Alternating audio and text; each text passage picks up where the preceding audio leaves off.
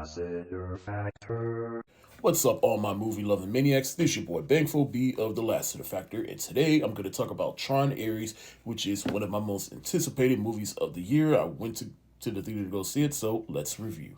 So Tron Ares is the third film in the Tron franchise. It takes place, I guess, 15 years after the events of Tron Legacy, but it's not a direct sequel to that film.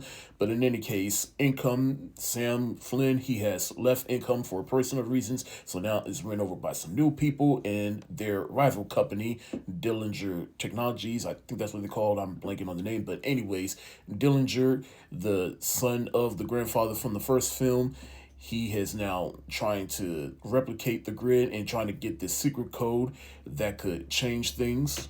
So he creates a AI program called Ares to basically do all the bad things for them, but then he starts to gain a conscience and starts to feel things and befriends the one of the leaders of Income, played by Greta Lee, and they go on a little adventure.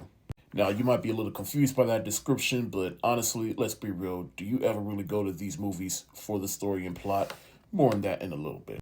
But like I said, I was really anticipating this movie because even though I like the original Tron but don't love it, but I've always had love and respect for it, for how innovative it was, especially for its visual effects. But Tron Legacy, I absolutely adore. I think it is a vast improvement over that first film, but I also just love it as a movie in general. I waited 15 years for a sequel to this movie.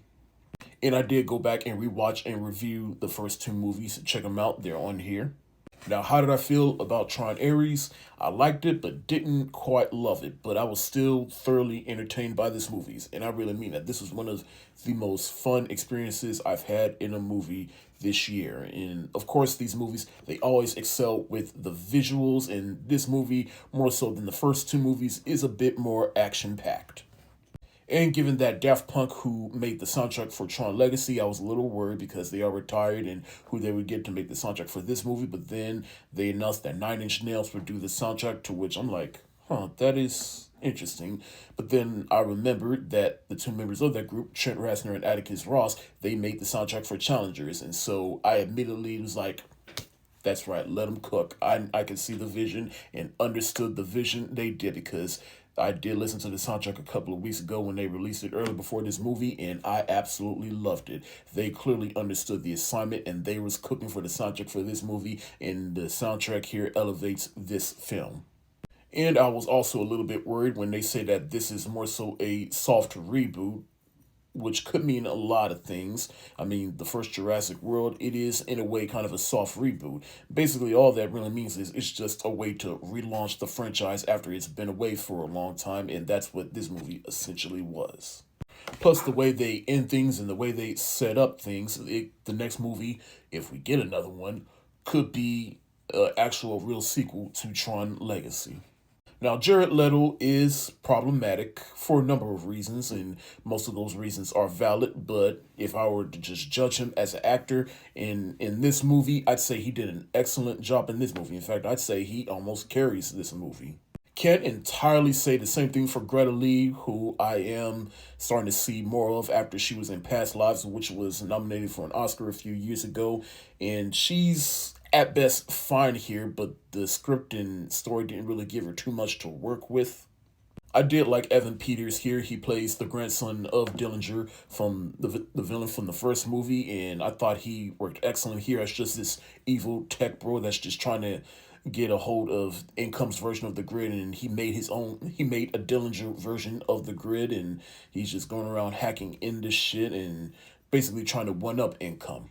I did like Jodie Turner-Smith in this movie, in which she's essentially like Clue. She's just that rogue program that misunderstood her directive, or understood it from a certain point of view.